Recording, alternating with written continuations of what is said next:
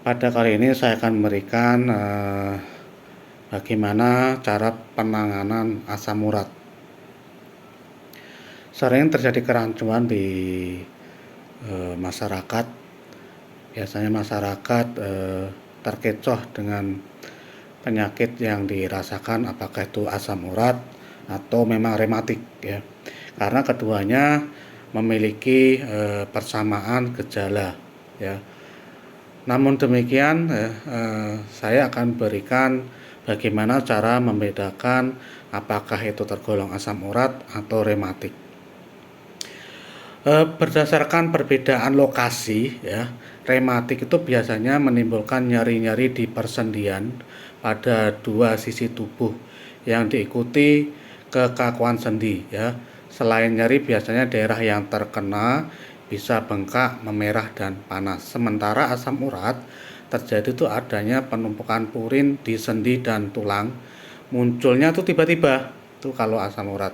Dan sering terjadi biasanya tuh di daerah jempol, kaki, jari-jari kaki ya. Nyeri biasanya terjadi pada salah satu kaki atau juga bisa berbarengan. Kemudian berdasarkan penyebabnya.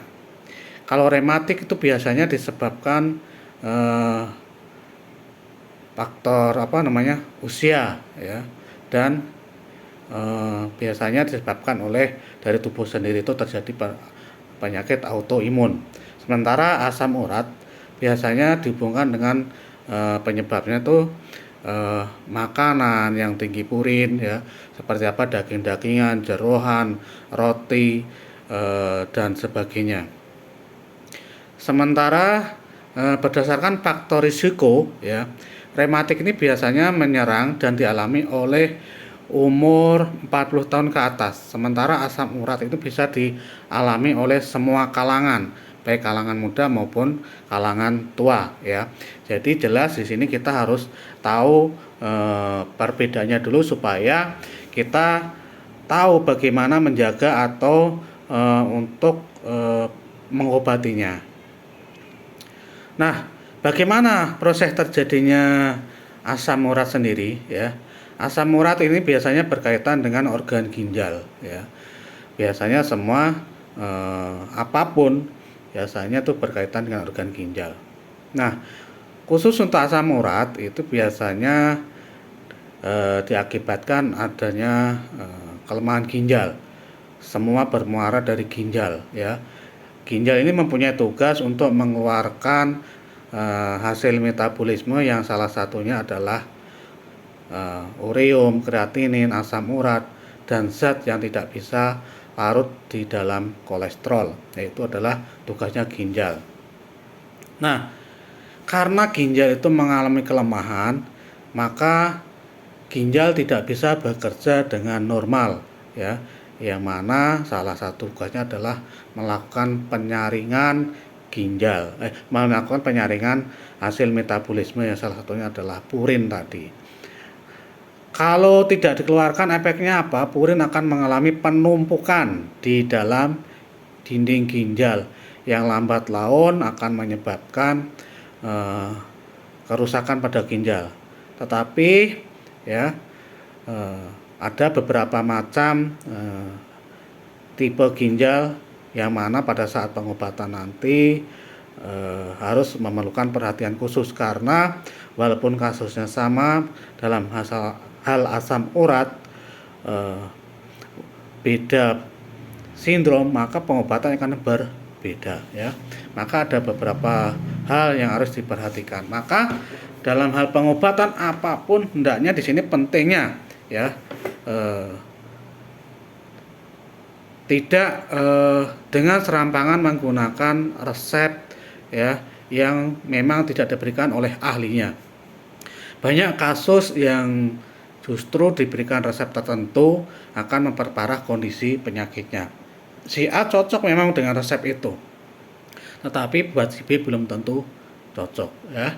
Maka hal-hal yang harus diperhatikan dalam pengobatan yaitu pertama kita harus melihat sindromnya terlebih dahulu ya.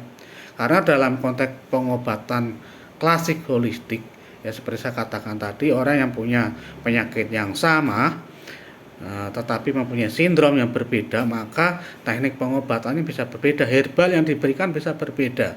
Sementara herbal itu banyak sifatnya, ada yang sifatnya panas dan sifatnya dingin, ya. Makanan juga begitu, ada sifatnya lembab panas, lembab dingin, kering panas, kering dingin, ya kan.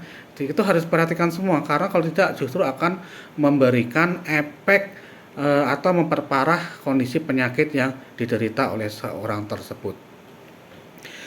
Namun secara umum, ya, eh, sebelum kita memberikan atau bila dikatakan sebagai untuk P3K-nya lah ya, dalam pemberikan pertolongan pertama sebelum kita mengobati sindromnya, maka beberapa terapi yang bisa dilakukan antara lain itu bekam. Ya, bekam ini sangat bermanfaat untuk membuang toksin tubuh seperti apa, kolesterol, purin dan sebagainya, ya. Bekam ini sangat bermanfaat untuk membuang toksin-toksin tubuh. Tetapi dengan catatan ya, bahwa yang keluar dari darah bekam itu kita tidak bisa mempunyai apakah itu kolesterol, apakah itu purin ataupun sebagainya, ya.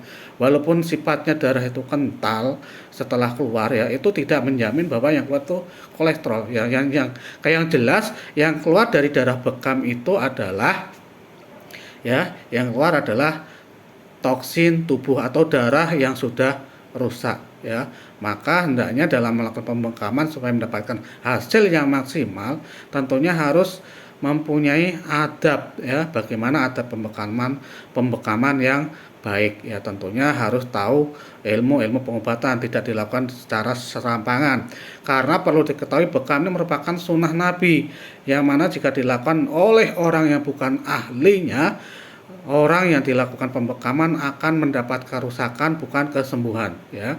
Banyak kasus-kasus yang malpraktek dari bekam sendiri.